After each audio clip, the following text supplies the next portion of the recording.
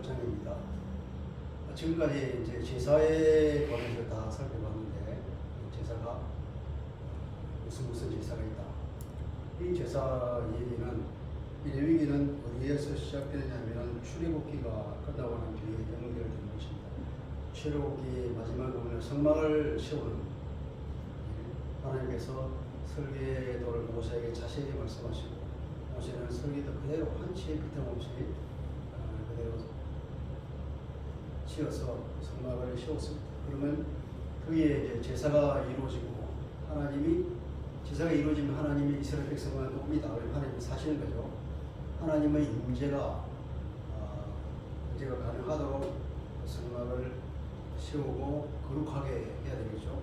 하나님은 그 속되고 들어온 곳에는 있을 수 없으니까, 속되고 들어온 것은 하나님이 임재가 있으면 바로 심판인다 그렇죠. 파괴가 있기 때문에 사람이 죽지 않기 위해서는 하나님이 오시지 않든지 혹은 거룩하게 해서 깨끗하게 해서 하나님 임재가 가능하도록 해야 된다고. 이제 제사에 관한 자세한 설명이 나오고, 이제 그 제사를 모시고 하나님과 인간 사이에 그 중보자 역할을 할 사람은 제사장이란 말이죠. 그 제사장, 대제사장이 아론으로 임명되고, 아론의 아들들이 제사장이 되어서 이 제사를 섬길 것입니다. 그래서 그 아론과 그 아들들에게 제사장과 대제사장으로 이제 임명한다기보다는 뭐랄까요? 이것은 하나님께 바치는 이라고 봐야 됩니다. 바치는 거. 이걸 이제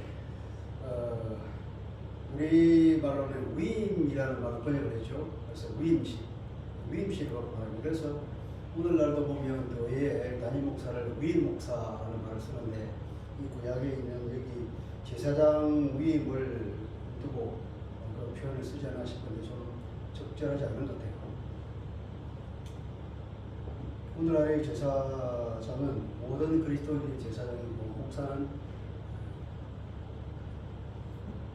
가톨릭의 사제와는 다른 개념이기 때문에 그런 건 적절하지 않은 것 같고, 또 이게 위임이라고 하는 것이 또 어떻게 영어로는 이걸 임명과 같은 그런 의미로 쓰는 거거든요. 임명과 같은 의미로 쓰는데, 이게 8절을 나중에 8장 읽어보면 위임이라고 하는 의미는 하나님께 바친다는 의미가 더 강한 것 같아요. 그러니까 하나님께 바쳐져서 이 일을 하기 위해서 특별하게 하나님께 바치는 그 사람을 제사장으로 쓰는 거죠. 그러니까 위임식 또는 하나님께 이제 바치는 그런 것입니다. 그리고 9장에 가면 이제 그렇게 그런 사람으로 이제 임명을 받고 하나님께 바치는 그 제사장들이 최초로 이제 독자적으로 제사를 지내는 것이 9장입니다. 8장에는 그런 임명하는 주자는 누가 하느냐면은 모세가 대제사장의 역할을 이제 잠시 동안 하는 겁니다. 이때 대제사장이 그러니까 하나님께서 모세를 통하여서 친히 대제사장을 세우는 거라는 걸 볼 수 있죠. 모세는 누굽니까?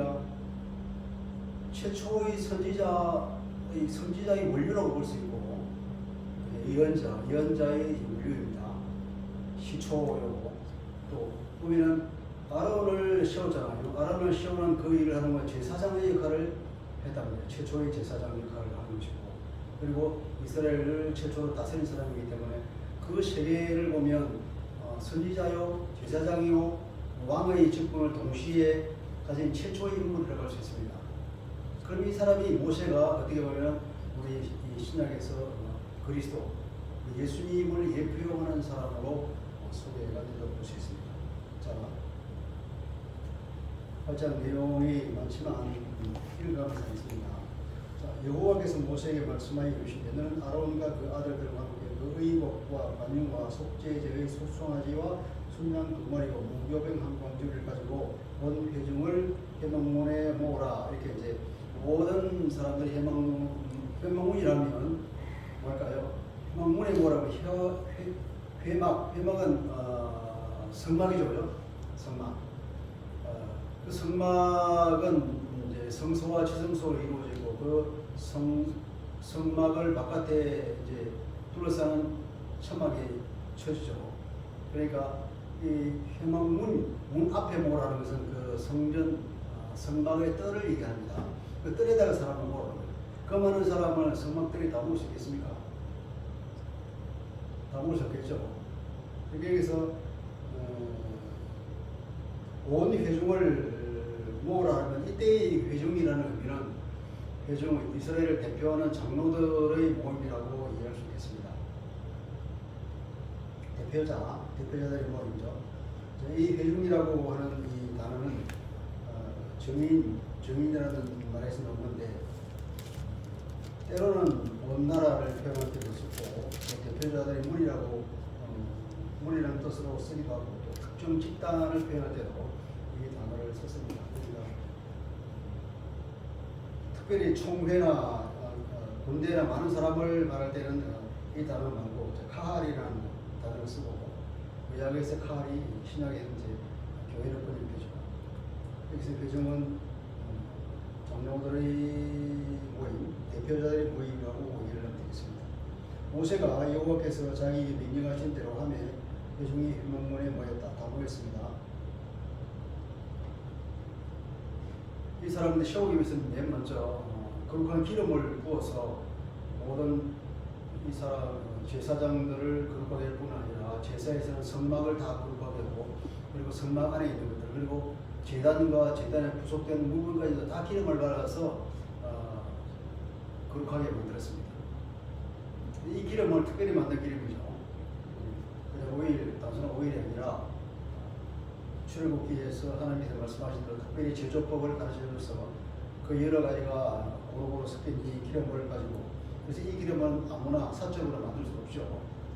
누군가 사적으로 이 기름을 만들면 하나님께 친히 불한다고 말씀했습니다. 이 기름을 가지고 이제 거룩하게 하는 겁니다. 5절 보니까 모세가 회중에게 이르되 여호와께서 행하라고 명령하신 것이 이러하니라 하고 모세가 아론과 그 아들들을 데려다가 물로 그들을 씻고 제일 먼저 하는 것이 물로 씻는 일입니다. 항상 물로 씻는 것이 정결의 첫걸음이죠. 물로 씻고 아론에게 속옷을 입히고 띠를 띄우고 겉옷을 입히고 에봇을 같이 입히고 에봇의 장식 띠를 띄우고 에봇을 몸에 메고 흉패를 배추고 흉패에 우린과 둠을 넣었다. 제사장들이 입는 옷이 속옷, 하얀 심화포로 짠 하얀 옷, 이제 원피스 같은 그런 옷입니다. 그 옷을 입고 아론의 아들들은 이 옷을 입고 바로 허리띠를 띠니까 그리고 두건을 두르면 이게 제사장의 옷입니다. 그 대제사장의 옷은 이게 화려하게 이제 걸치죠, 그죠? 대제사장은 하나님과 이스라엘 사람을 중보하는 사람으로서 굉장히 거룩하고 또 화려한 옷을 입었습니다. 그 옷을 입는 걸 보면은 속옷인 제사장이 없는 하얀 옷 위에다가 이제 겉옷을 입죠, 그죠? 지금으로 치면 가운이라고 할 수 있죠. 가운을 입습니다. 가운을 입고 가운 그 바깥에다가 또 에봇을 입죠. 에봇은 여러 가지 청채실, 홍채실 세 가지 실에다가 그리고 금색 실까지 넣어서 아주 화려하게 앞뒤로 내려오는 가운데 구멍을 뚫어서 앞 치마와 뒷치마 역할을 하고 이렇게 매면 이제 뭔가 바깥 에이프런 비슷한 그런 옷이 되죠. 굉장히 화려한 옷일 것이고 그 위에다가 이제 흉패를 붙이죠. 그 흉패는 가로세는 한 25cm 정도 되고 거기에 12개의 보석을 박아서 이스라엘 12지파를 대표한다고 했죠. 그게 이제 그건 앞에 붙이는 이 흉패는 두 겹으로 되어 있을 때 가운데에 주머니 역할을 합니다. 그래서 그 안에다가 이제 보석을 집어넣죠. 그것을 이제 우림과 둠밈을 넣는다고 하죠. 하나님의 뜻을 물을 때에 대제사장이 그 안에서 이제 이 우림과 둠밈을 꺼내서 이겼으냐, 하나님의 또 응답이 이겼으냐, 노냐, 혹은 기다리라 제3의 어떤 응답, 보통 세 가지를 얘기한다고 그러는데 지금은 그 내용이 어떤 것인지 전성이 되지 않아서 자세히 본다고. 일단 우림은 우르라고 하는 이 불꽃, 불타오르는 불꽃이라는 빛이라는 의미에서 우림이 나온 것이고, 툼밈은 정결하다, 깨끗하다고 하는 단어에서 나온 거기 때문에 우림과 툼밈은 빛과 완전 이런 뜻이 되겠죠. 히브리 말 그대로 번역해서 우리인과 동일입니다. 그리고 대제사장이 쓰는 이제 모자가 있죠. 하얀 모자, 천으로 면으로 짠 천이죠. 그리고 그 앞에다가 이제 금 플레이트를 붙이죠, 그죠? 여호와의 성결이라고 하는 그런 플레이트를 붙여서 굉장히 화려하고 위험 있게 보이는 모자를 씁니다. 그게 대제사장의 옷차림이죠. 자, 그 머리에 관을 씌우고 관 전면에 금패를 붙이니 곧 거룩한 관이라 여호와께서 모세에게 명령하신 것과 같았더라. 관이라고 번역했죠. 우리나라 옛날 그 선비들이 입는 모자를 관이라고 했잖아요. 그 큰 모자를. 그러니까 그것을 비유해서 관이라고 번역했고, 뒤에 보면 제사장들이 쓰는 모자도 관이라고 똑같이 번역했는데 원래 히브리 말 단어가 달라요. 그러니까 대제사장이 쓰는 모자를 관이라고 했다면 그러면 일반 제사장이 쓰는 모자는 좀 다른 단어로 번역해야 되는데 동일하게 관이라고 해서 우리가 헷갈리죠. 제사장이 쓰는 이 무슨 앞에 뭐 두건이라는 표현인데 두건이라고 표현하는 게 맞아요. 그냥 어떤 영어 번역이면 뭐 터번 이렇게 번역하면 되는데 그 약간 다른 모자입니다.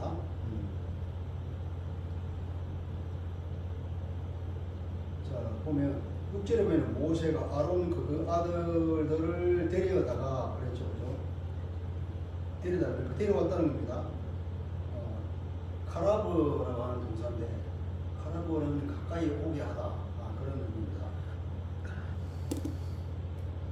근데 이걸 뭐랄까요? 형을 히브리 말로 그 히필형이라고 하는데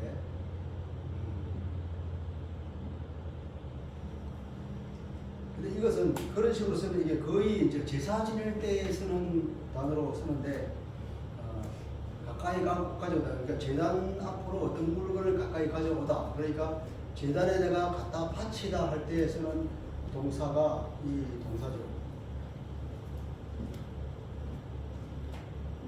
그러니까 이 말을 보면 이 말을 보면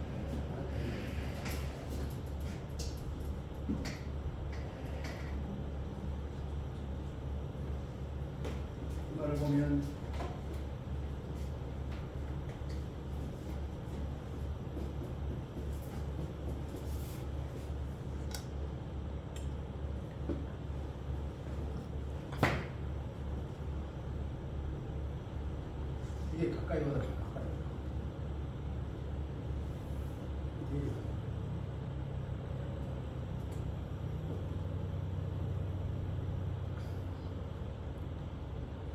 영어로 치면 사역입니다.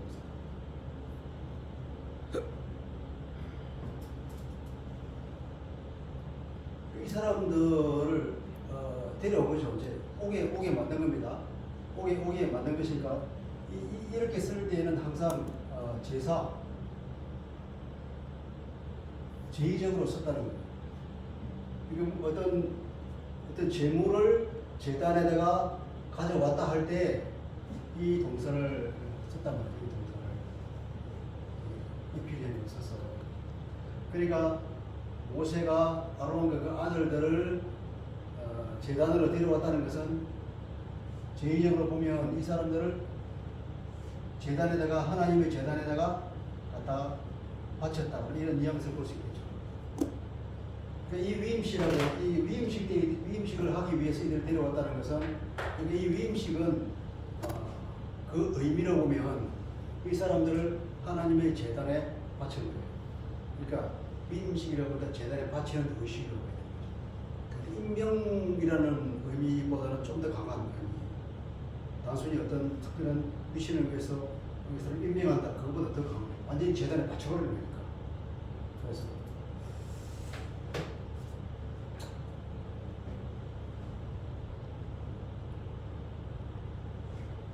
그런 의미를 붙이겠습니다. 자, 그 다음에 이제 봅시다. 그리고 10절에 보면 모세가 이제 관유를 가져다가 성막과 그 안에 있는 모든 것에 발라서 거룩하게 하고 성막에 있는 걸 다 발라서 거룩하게 했습니다.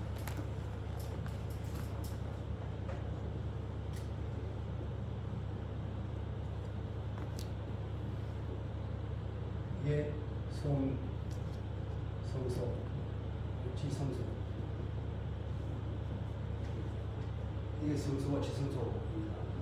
이쪽에 동쪽이겠죠. 동쪽이고, 여기 서쪽이고, 또 당연히 북쪽에 남쪽이겠죠. 여기 이제 휘장이 있고, 이 앞에 이제 향불을 피우는 향단이 있죠. 향단에 이제 뿔이 있고, 여기는 그냥 비가 있습니다. 여기는 떡상이 있죠. 여기는 불을 피우는 촛불 대 같은 거죠. 이 바깥에다가 이제 이 천막을 쳐서 울타리 역할을 하죠. 울타리 역할을 하고 이게 들어가는 문이 있고 이게 들어가는 문이 있고 이게 들어가는 문이 있겠죠. 여기다가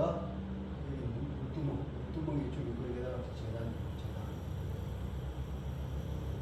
그걸 손실을 물두멍이 있죠.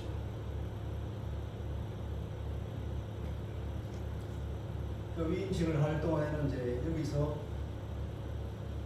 이 바깥을 못 나옵니다. 우리가 이 의식을 하는 게 7일 동안 계속됐다는 거죠. 하루 이틀에 끝나는 것이 아니라 7일 동안 연속하면서 7번의 그 제사를 동일한 의식을 합니다. 이 의식을 할 때 제일 항상 이 제사를 다지는 제일 먼저 속죄. 속죄에 관한 제사를 지내고 제일 먼저 정결하게 해야 되니까 하나님의 임재가 오기 위해서는 정결해야 되고 모든 죄를 다 깨끗이 해야 되는 이게 가장 중요하죠. 속죄를 반드시 지내고 그리고 이제 번제를 합니다. 번제의 목적은 뭐라고 했습니까? 번제의 목적 죄를 완전히 불태워버리고 그리고 나를 죄가 관계없을 경우에는 나를 완전히 불태워서 하나님께 헌신하는 거. 그러니까 제사장으로 하나님께 100% 헌신하는 의미를 가지죠. 죄를 다 정리하게 하고 하나님 임재를 가는 거예요. 그리고 번제의 때는 반드시 이제 소재를 깃들이겠죠. 그리고 화목절 위임에 관한 특별한 화목제죠. 화목제 중에 약간 변형한 이 제사를 다 지내서 화목제는 하나님과 관계가 회복된 것 그리고 관계가 이스라엘 전역에 다까지 회복된 것을 축하하고 감사하는 또 어떻게 보면 이러한 제도를 허락하신 하나님께 감사하는 의미에서 하나님께 감사의 제사를 드리죠. 이 제사를 하루 하고 그 다음 날 또 하고 또 이렇게 7번 연속해야 됩니다. 이 7번 계속해도 7번 완전 수잖아요. 그 정도로 완전하게 영원히 끝없이 해야만이 하나님의 임재가 가능할 정도. 이 죄라고 하는 것이 이 죄. 정결하게 하기 위해서는 이런 제사를 끊임없이 드리지 않으면 인간의 죄, 인간의 어떤 더러움이라고 하는 것은 한 번 한다고 해서 끝나는 것이 아니라 끊임없이 다시 들어오죠. 그래서 끊임없이 새롭게 해야 되는 것이 인간의 죄라는 거죠. 그런 의미에서 계속 7번씩 하라는 의미가 있지 않나 싶어요.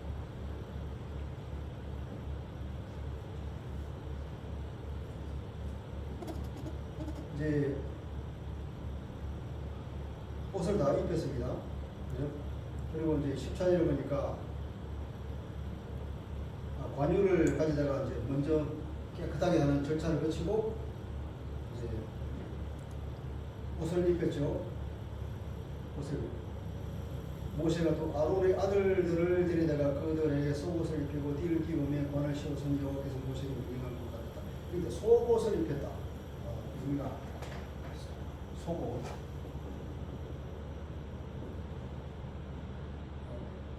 이 속옷은 우리가 말하는 속옷 개념이 조금 다릅니다.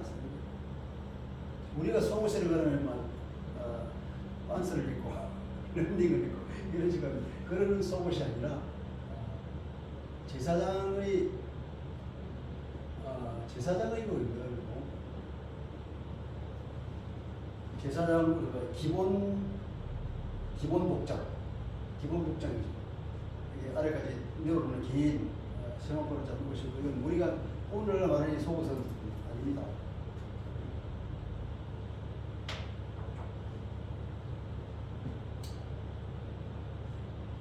제사장 옷이라고 하는 것이 맞을 텐데, 14절 모세가 또 속죄제 수송아지를 끌어오니 아론과 그 아들들이 그 속죄제 수송아지 머리에 안수하며 모세가 잡고 그 피를 가져다가 손가락으로 그 피를 제단의 기둥에 뿌리에 발라 제단을 깨끗하게 하고 그 피는 제단 밑에 쏟아 제단을 속하여 거룩하게 하고, 속죄제를 또 모든 제사를 지낼 때 여기서 제사는 이제 누가 지내냐면 여기다가 끌어오겠죠. 여기다 끌어오면 여기서 잡는데,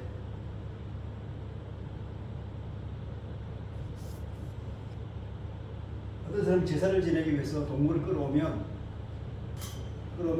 제사를 지내는 사람이 안수하죠. 안수를 하고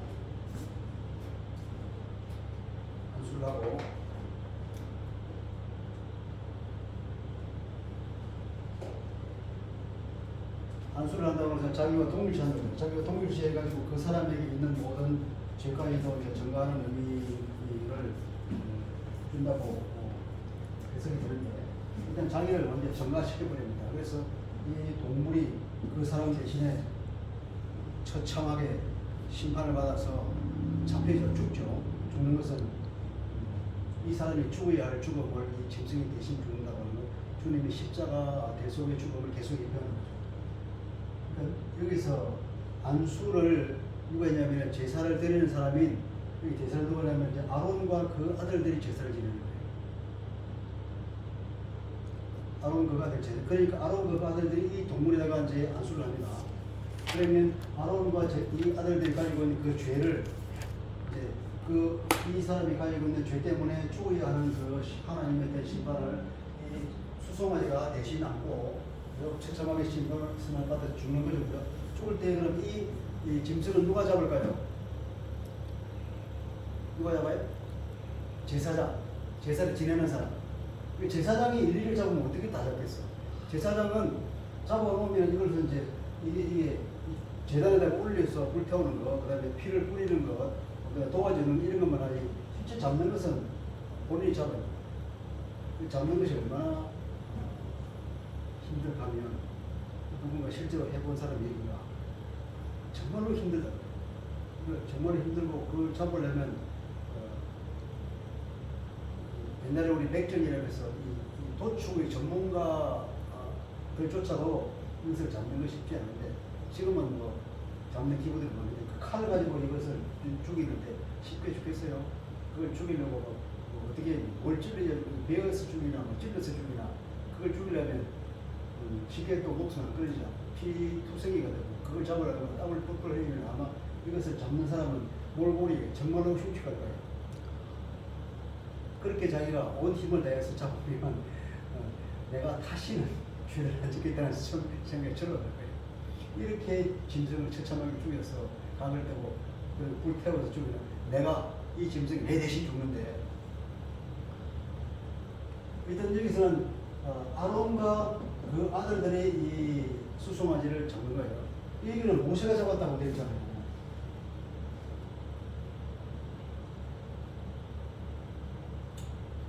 15절에 보면 모세가 14절에 수송아지를 끌어오니 아론과 그 아들들이 속죄제 수송아지 머리 안수는 그만죠. 안수는 제사를 드린 사람 안수한다고. 그리고 닭이를 잡아야 돼요. 그리고 모세가 잡고 그 피를 가져다가 손가락으로 그 피를 이게 여기 뒤에 보면 여기서 계속해서 이런 식으로 번역이 나오거든요. 모세가 잡고 원문을 보면 그렇게 되어 있잖아요. 원문을 보면 그가 도축하고 그가 누구냐 하는 것이 나오죠. 그러면 이게 원래 소를 짐승을 끌어올라 그러면 아마 여기서 이 바깥에는 이제 이게 증인들은 장로들이 서고 이 바깥에는 또 이스라엘 백성들이 많이 와서 구경했겠죠. 했는데 이제 그래도 모세가 이것을 데려올 거야. 누군가가 준비해서 이제 아론이나 그 아들들 데려오면 모세가 이제 주었겠죠. 지금 이제 안수하고 그러면 자기들이 잡아야 된다. 그러니까 안수를 했다. 안수를 하는 아론과 그 아들들이 안수를 하고 그리고 그들이 이렇게 대표적으로 아론을 말이죠. 아론이 안수하고 아론이 그 수송아지를 주겠다. 그리고 그 뒤에 이제 그 축에서 각을 떼고 이런 걸 다 하는 거예요. 제사를 지내는 아론과 그 아들이. 그리고 모세는 뭐냐면 그때는 모세가 잠정적으로 어떻게 최초로 하나님의 명을 받아서 이 일을 집전하는 사람이 모세는 여기서 대제사장의 역할을 하는 거예요. 그러니까 대제사장 어떻게 보면 하나님께서 모세를 시키고 하나님의 친히 대제사장의 역할을 한다고 볼 수 있어요. 왜냐하면 나중에 보면 이 제사를 지낼 때에 제사를 지낼 사람이 그 화목제의 뒷다리를 오른쪽 뒷다리를 가져가는데 이 오른쪽 뒷다리를 여기서 제단에서 불태워요. 하나님 올려요. 그럼 하나님께서 친히 제사를 집전하는 제사장의 역할을 모세를 시켜서 한 걸로 보시고 그러니까 대제사장인데 모세가 이 일을 하는데 이 뒤에 보면 계속해서 동일한 문항의 문장의 형태가 원문에 그렇게 그가 도축하고 그거는 이제 아론이라고 해요. 아론이 도축하고 그 다음에 이제 이걸 피를 뿌리고 뭘 다 했다면 이때 주어는 모세예요. 그가 도축하고 모세는 도축한 것에 받아온 피와 가지고 온 이제 기름 있잖아요. 내장에 있는 기름들, 그다음에 고기들 이런 것들을 다 이제 제대로 벌써 불태워서 이 모세가 죽인 것은 그가 했다 그러니까 바로 그 아들 아론으로 대표되는 제사자들이라고 봐요. 뒤에 나오는 것 동일한 행동에 대해서 다 번역이 모두가 있다는 볼 수 있습니다.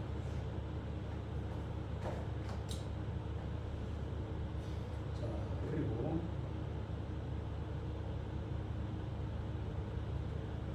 그 피를 가져다가 손가락으로 그 피를 제단의 네 기통이 꿀에 발라 제단을 깨끗하게 하고 그 피는 제단 밑에 쏟아 제단을 속하여 거룩하게 했다.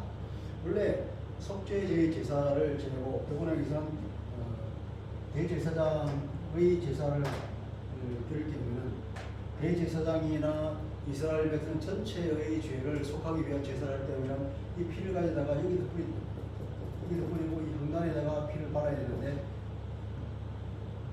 여기다가 피를 뿌리고 여기다가 바르니까 제단의 귀통이다.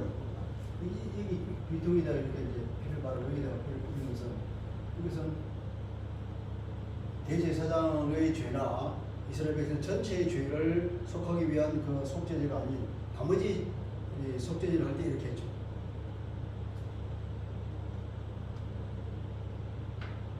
이때는 이 사람이 아직 대제사장이 아니기 때문에 그런지도 모르겠고 어쨌든 위임식이기 때문에 또 특별히 해서 앞에 나온 규정과 달리 했는지 모르겠어요. 어쨌든 대제사장이나 이스라엘 백성 전체의 죄를 속하는 그런 제사와 약간 다르다. 그리고 동일한 이제 앞에 설명된 속죄의 절차를 계속 거칩니다. 내장에 덮인 모든 기름과 반꺼풀과 두 콩팥과 그 기름을 가져다가 모세가 제단 위에서 불사르고 동일하죠. 그 수송아지 그 가죽과 고기와 똥은 진영 밖에서 불살랐으니 여호와께서 모세에게 명령하신 것 같았다. 속죄제일 경우에는 모든 그 짐승의 가죽까지 합해서 모든 그 전체를 여기는 저기만 기름만 불태워 나머지는 전부 다 집 바깥에 나가서 불태웠다 했죠. 깨끗하게 싹 살라버려요. 그냥 불태워버리는 것이 아니라 싸그리 살아서 태워버려 없애버려요. 죄니까. 그것이 속죄제 제사입니다. 속죄제를 드렸습니다. 그 다음에 또 이제 번제를 드려야 되겠죠. 번제의 순양을 드릴 때 수송아지 한 마리와 양 두 마리를 끌어왔거든요. 수송아지는 속죄제의 제물로 드리고 양 두 마리는 한 마리는 이제 번제를 드리고 한 마리는 화목제를 드릴 겁니다. 한 마리는 번제의 순양을 드릴 새 아론과 그 아들들이 그 순양의 머리에 안수하고, 여기도 모세가 잡았죠. 모세가 잡는 것 같이 그가 잡고 모세는 그 피를 사방에 뿌리고 그 순양의 각을 뜨고, 모세가 그 머리와 각 뜬 것을 기름을 부으서 각을 떼고 하는 것은 다 제사를 지낼 사람이 있고, 제단에 올려서 불태우는 것은 제사장의 걸하는 모세가 하는 걸로 봅니다. 물로 내장과 정강이들을 씻고 모세가 그 순양의 전부를 제단 위에다가 불사르니 이런 향기로 냄새를 위하여 드리는 번제로 여호와께 드리는 화제라. 여호와께서 모세에게 명령하신 것 같았더라. 위임식의 모든 제사에 관한 규정은 출애굽기 29장에 나오고 있습니다. 출애굽기 29장에 나오면 그대로 했다는 소리 여러 번 나오거든요. 하나님께서 명령하신 그대로 차질 없이 다 이루어졌다는 내용을 말을 여러 번 쓰고 있습니다. 그만큼 하나님의 말씀 그대로 해야 한다는 중요성을 보여주시는 거죠.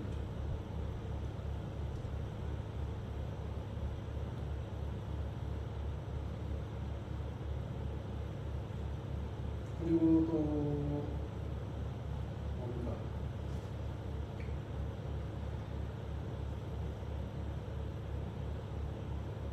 22절 또 다른 순양 곧 위임식의 순양을 드릴 새 아론과 그 아들들이 그 순양의 머리에 안수하며, 이것은 위임식 순양, 위임의 화목제입니다. 위임의 화목제. 모세가 여기도 모세가 잡는 게 아니잖아요. 그가 잡고 그 피를 가져다가 아론의 오른쪽 깃뿌리와 오른쪽 엄지 손가락과 그 오른쪽 엄지 발가락에 바랐다. 이 특이한 것은 이제 제사 아론과 그 아들들에게 오른쪽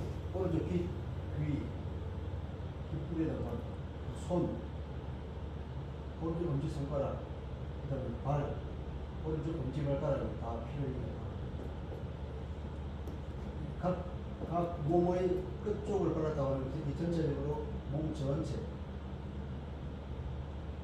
몸 전체에 발랐다는 의미가 되고, 또 하나의 의미는 듣는 귀, 제사장은 하나님의 음성을 잘 들어야 돼요. 하나님의 음성을 듣기 위해서 귀를 깨끗하게 하고, 그리고 하나님은 이 일을 하기 위해서 손과 발을 깨끗하게 해서 하나님 일을 하기에 부족함이 없도록 한다. 그런 의미에서 손과 발에다가 피를 발라서 정말 특별하게 깨끗하게 할 수 있습니다. 그 의미가 없지가 않죠. 24절 아론의 아들들을 데려다가 모세가 그 오른쪽 깃뿌리고 그들의 손의 오른쪽 엄지 손가락으로 아들들에게 다 발랐죠. 피를 바르고 모세가 그 피를 제단 사방에 뿌리고, 또 그가 그 기름과 기름진 꼬리와 내장에 덮인 기름과 강끝과 다 떼어내서 이제 제단에 불사르지고, 오른쪽 뒷다리를 떼어내고 여호와 무교병 광주리에서 이제 전 소재 아니어서 이게 소재죠요. 소재용 무교병 전병 이것들 하나씩 가져다가 그 위에 오른쪽 뒷다리에 놓아서 그 전부를 아론의 손과 그 아들들의 손에 두어 여호와 앞에 흔들어 요제를 섬기겠다. 이걸 다 끌어와서 이 말은 이게 고기와 이런 것들이 이제 많죠. 기름들, 고기들, 소재들, 아론의 발 위에, 아들들의 발 위에 다 서서 다 맞추고 있습니다. 이렇게 다 수복해서, 그런데 여기서 이제 뭐냐면 오른쪽 뒷다리가 있죠. 오른쪽 뒷다리 제사를 이렇게 보면 그 오른쪽 뒷다리는 제사를 지낸 제사장의 몫이에요. 그리고 그 고기의 가슴 부분은 이것은 제사장들의 공동 몫이다. 나머지 고기는 나머지 고기는 제사를 지낸 사람과 그 친척들과 초대된 사람들을 다 같이 먹거든요. 이 잔치를 그러는데, 이 가슴살은 제사장들의 몫이고, 이 뒷다리는 제사를 지내는 그 사람 개인 몫이다. 근데 이게 뒷다리를 여기다 꽂혀 앉아서 이것을 하나님께 드린다. 이 의미는 그러니까 이 뒷다리의 주인이 우리 제사를 지는 당사자. 그럼 하나님께서 이 제사를 드렸다. 그리고 또 모세의 몫인데 하나님께 드렸다는 것은 하나님께서 모세를 시켜서 이 제사를 집행했다. 그렇게 보시면 되죠.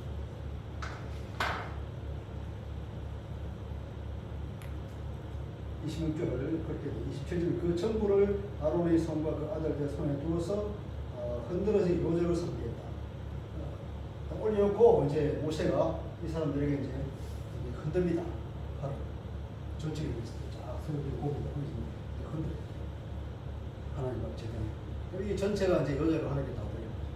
그 하나씩 지시한 올려서 여기다 그런 뜻이 있다. 볼 수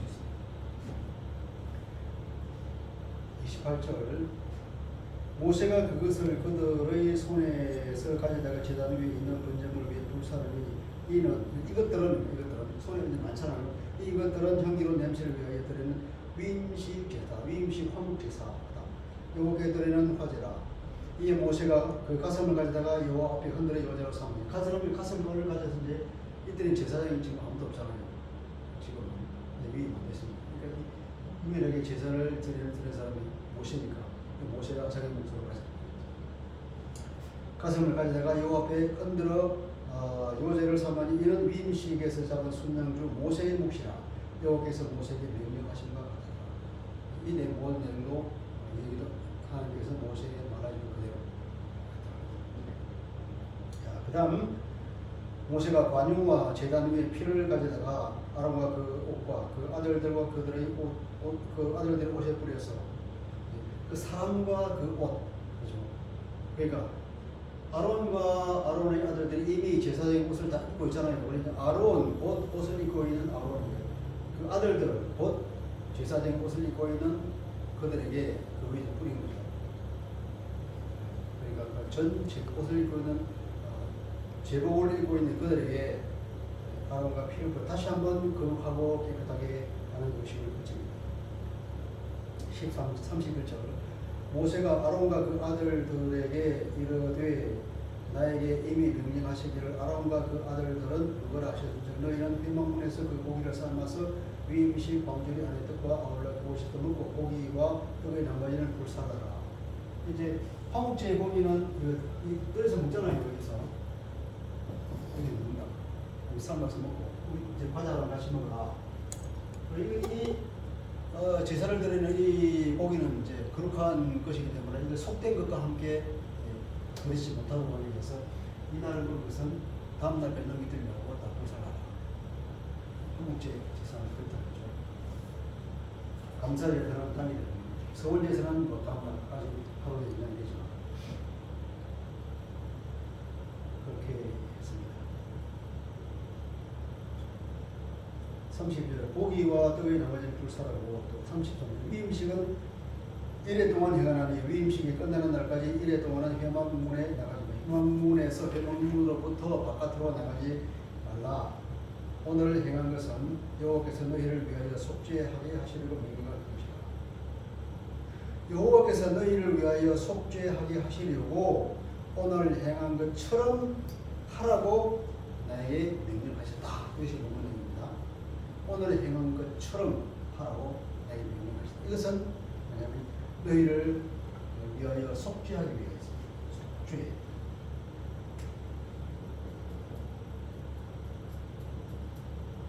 그러니까 속죄제 제사나 번제나 화목제는 모두가 다 속죄에 되는 거죠. 왜냐하면 피를 뿌리는 것이 피 뿌리는 모두가 이게 속죄와 관련입니다. 그것은 다 속죄제, 번제, 화목제는 특별히 다른 의미가 강조점 있게 말하는 공통제는 뭐냐면 이 피를 인해서 속죄하는 공동되는 거죠. 그래서 속죄하다는 말을 씁니다. 속죄.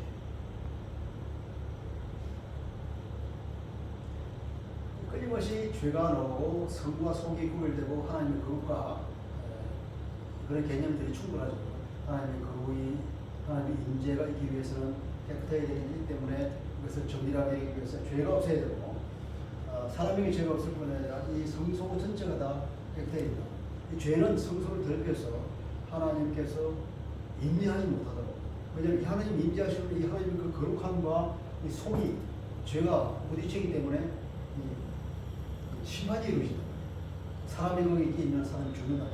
그 사람을 죽지 않게 하기 위해서 또 하나님의 임재가 가능하도록 하기 위해서 어쨌든 이것을 깨끗하게 해서 하나님의 임재를 올 수 있고 그래야 하나님께서 이스라엘 사람들에게 사시니까 하나님 그토록 이스라엘 백성에게 사시기를 원하고 오늘날 어떻습니까? 이미 하나님께서 이제 우리 안에 오시잖아요. 예수님의 이름이 뭡니까? 예수님의 이름은 임마누엘.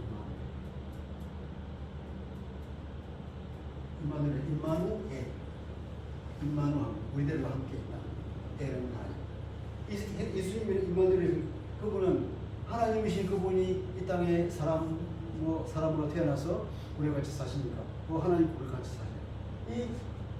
이 성소에 하나님이 임재하셔서 이스라엘과 함께 사시듯이 예수님이 이제 하나님으로서 이 땅에 오셔서 친히 당신의 백성과 함께 사시는 거예요. 이제 우리는 그런 제사가 필요 없다. 왜냐? 주님께서 친히 자기의 몸을 제물로 드려서 한 번만에 이것은 제사가 사람이 제사를 지내기 때문에 끊임없이 제사가 드리는 것도 이게 보면 7번씩은 해야 드디어 이 대제사장이 임명이 될 정도로 그리고 이 사람들이 제사를 자기를 위해서 계속 끊임없이 제사를 지낸다. 1년에 한 번씩 대속죄일에 이스라엘 전체의 죄를 속하기 위한 이렇게 계속 제사를 지내는데 여전히 남아있는 죄가 있기 때문에 그 해에는 그때는 1년 동안 모여있는 것을 다 한 번만 때 없애는 그런 제사를 또 지낸단 말이에요. 그럴 정도로 죄가 많고 인간이 하는 이 제사는 불완전한 것이죠. 그것을 끊임없이 주님의 십자가의 대속을 이제 예표로 하는 거죠. 이렇게 열심히 하더라도 여전히 인간이기 때문에 불완전한 제사였다. 근데 주님께서는 자기의 거룩한 몸을 친히 제물로 바쳐서 여기서 불태워서 죽고 동안 읽어보면 이 진 바깥에 나가서 골고다 언덕 위에 진 바깥에 나가서 자기가 죽음으로써 속죄의 제물이 완전히 불태워버린 거죠. 그래서 이제 그렇게 함으로 해서 우리에게 있는 모든 죄가 다 처리가 되고 이제는 우리 속에 그 예수를 믿는 사람 모든 심령 가운데에 누구시죠? 성령이 오십니다. 그분이 친히 이제 임재하시는 거예요. 완전한 죄를 처리가 되기 때문에 우리 안에 오셔서 이제 함께 사시죠. 그리고 오늘날 신약 시대에 예수를 믿는 사람들은 정말로 행복한 사람이 여기 있답니다.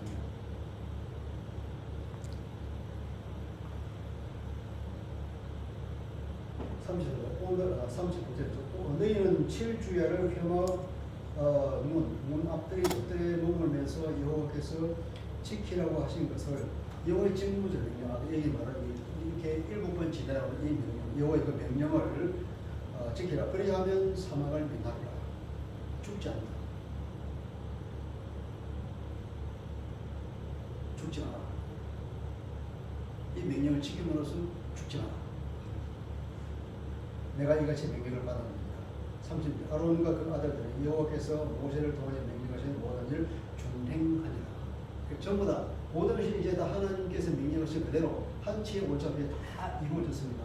그래서 하나님께서 이제 이들을 통해 이들이 이제 드디어 대제사장과 제사장으로 이제 다 세웠어요.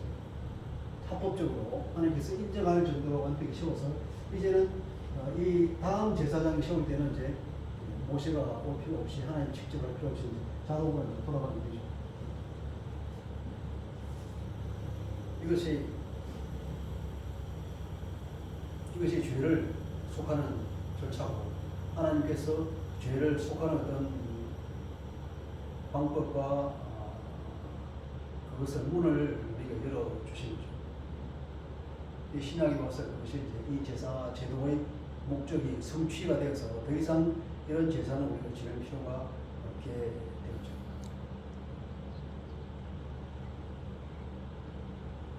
이런 내용들을 이제 우리가 알아야 히브리서에서 설명하고 있는 예수님께서 친히 이제 성소에 들어가셨다고 했거든요.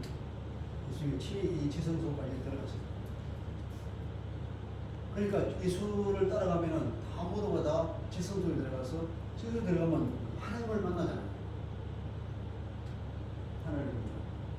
그래서 이 신약 시대에 예수를 믿는 사람들은 모두가 다 대제사장과 같은 그런 신분을 가지고 있는 거죠. 예수님 안에 함께 있는 사람들은 이 죄성을 받으러 가는데, 근데 이게 예수님 십자가를 지고 운명할 때 이게 찢어졌다는 거예요. 성소 문이 휘장이 이게 천으로 된 이 문이잖아요. 이 위로부터 쭉 찢어졌다 가면서 개방이 된 거죠. 예수 그리스도 육체로 찢어졌다. 그러는 의미입니다. 다 이런 구약에 있는 제사제사와 연결시켜서 보면들은 이해가 되고, 특별히 이제 마태복음 같은 것은, 마태복음은 누구를 상대로 해서 그 책을 쓰냐면은 유대인들을 상대로 해서 그 복음을 썼다. 그러니까 마태복음의 1차 독자는 유대인이니까 유대인은 이런 제사에 익숙한 사람이거든요. 그러니까 예수 그리스도가 누구냐면 이 제사를 완성한 사람이다 하는 의미를 주기 위해서 마태는 계속 예수님을 그런 분으로 소개하고, 예를 들면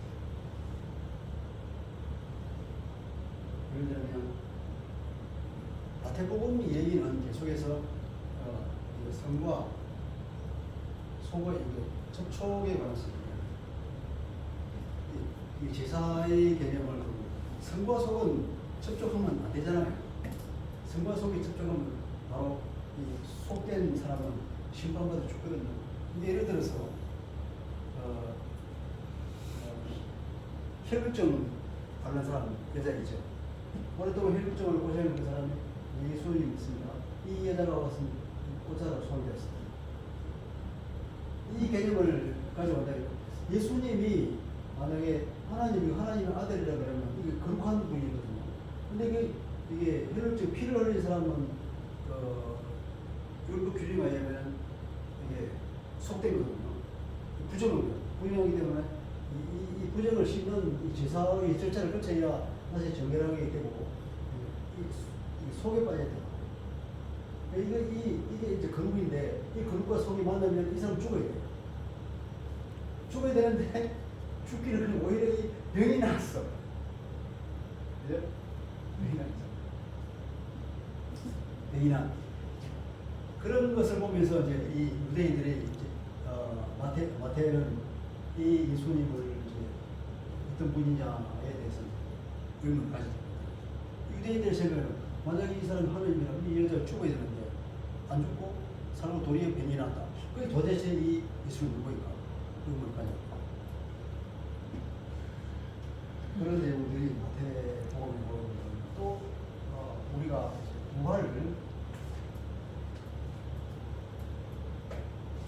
부활절을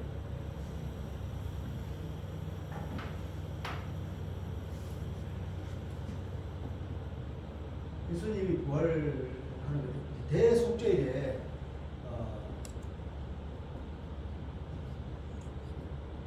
대속죄일에는 이제 이 대제사장이 여기를 들어가요. 여기를 들어가서 이제 피를 뿌리고 이스라엘 전체의 죄를 속하는 그런 제사 의식을 하는데, 이 대제사장이 들어가서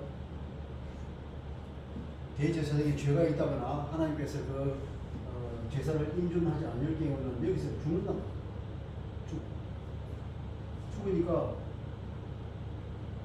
죽지 않고 이 대제사장이 다시 걸어 나오면, 그러면 이스라엘의 죄가 다 속해졌죠. 그러니까 이 대속죄일에 우리가 상상을 해볼 수 있죠. 대속죄일에 제사를 지내면 이스라엘 사람은 아이가 있겠죠.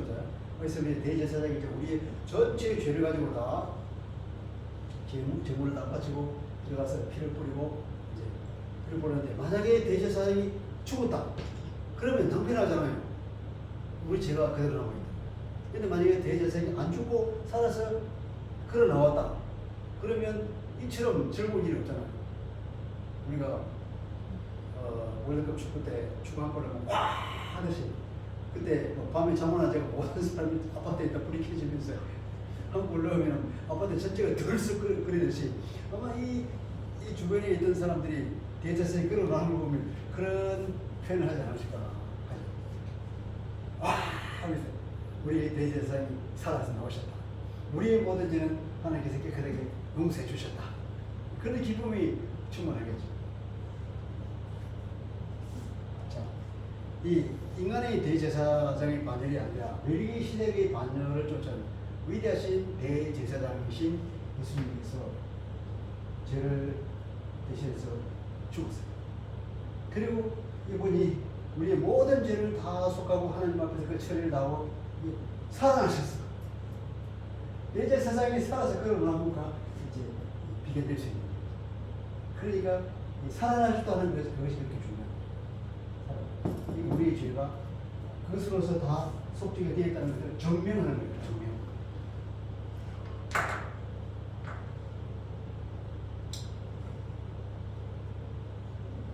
이렇게 해서 이 위임식을 하는 이 절차가 모든 제사를 다 지내면서 7번 연속해서 완전하게 제사장들을 세웁니다.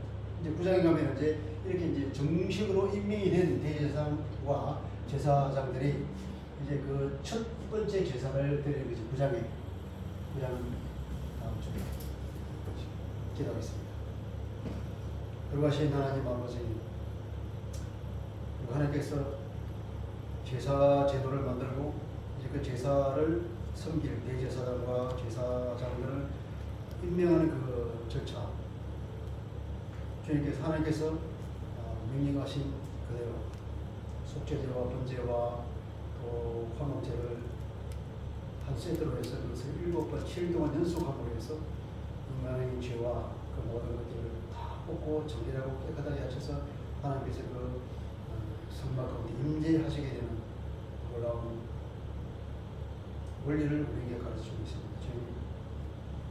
주님께서 십자가를 지심으로 저 제사 죄를 완전히 성취를 하시고 더 이상 제사가 필요 없게 만드시고 주님 안에 있는 우리는 모두보다 하나님 안에서 죄 없는 사람으로 하나님의 자녀로 용서함을 받게 되는 것을 보게 됩니다. 오늘을 사는 우리는 정말로 감사와 찬양과 기쁨이 넘칩니다. 주님, 날마다 제사를 지내는 주님, 완벽하게 주님 단 한 번의 제사로 우리 모든 더러운 죄를 과거, 현재, 미래의 죄까지 다 깨끗이 씻으신 주님을 찬양합니다. 이제 우리가 주님 안에서 우리를 이렇게 사랑하신 주님께 우리가 어떻게 반응해야 될지를 우리가 깊이 생각하면서 하나님의 거룩함과 또 하나님께서 우리에게 요구하시는 그런 아름다운 삶을 살아갈 수 있도록 우리의 힘과 능력을 계속해서 공부하시고 우리가 그것을 계속해서 묵상하고 생각하면서 우리의 삶을 살아내 나갈 수 있도록